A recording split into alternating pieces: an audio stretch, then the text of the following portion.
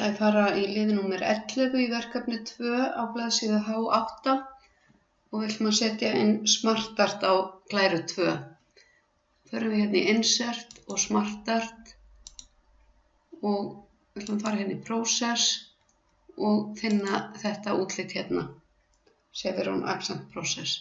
Segjum OK og við skrifum hér inn PowerPoint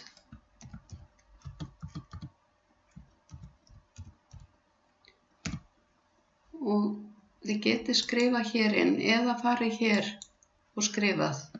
Mér finnst oft þægilegra að gera það bara hér. Hérna ætla ég að skrifa glærugerð. En nú þarf ég að losa mig við síðasta. Get ég farið bara hingað og ítt á bakklykilinn eða smellt á glæruna og ítt á delete. Nú ætla ég að loka þessu.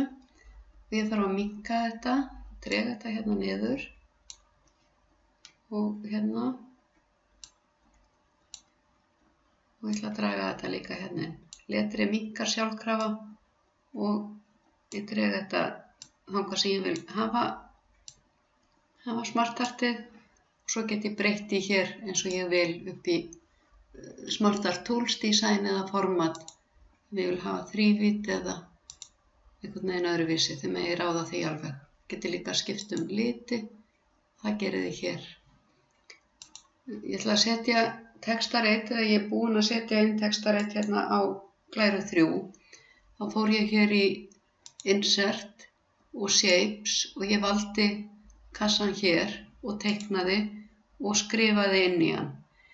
Ég ætla að smetla utan á hann og fara hérna í Format, hérna, fara hérna í velja Resize Shape to fit text, þá er hann akkurat á lengdina en ég get mjókað hann hérna aðeins. Og hérna í Format get ég breytt hérna í þrívídd eða annað og ég get líka farið hingað og breytt í ljósari bakgrunn eða annan lit eða hvernig sem ég vil hafa það. Þið hafið alveg frjálst val með það. Getið líka farið hér inn í Shape Fill, valið aðra liti, Shape Outline ef þið viljið hafa dekkri ramma í kring og hér í Shape Effects getið þið breytt líka.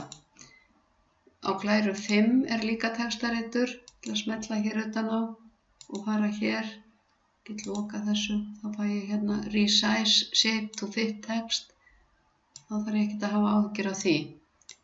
Og þið getið mótað hann á sama hátt og hinn. Vil ég hafa hérna Shape Fill,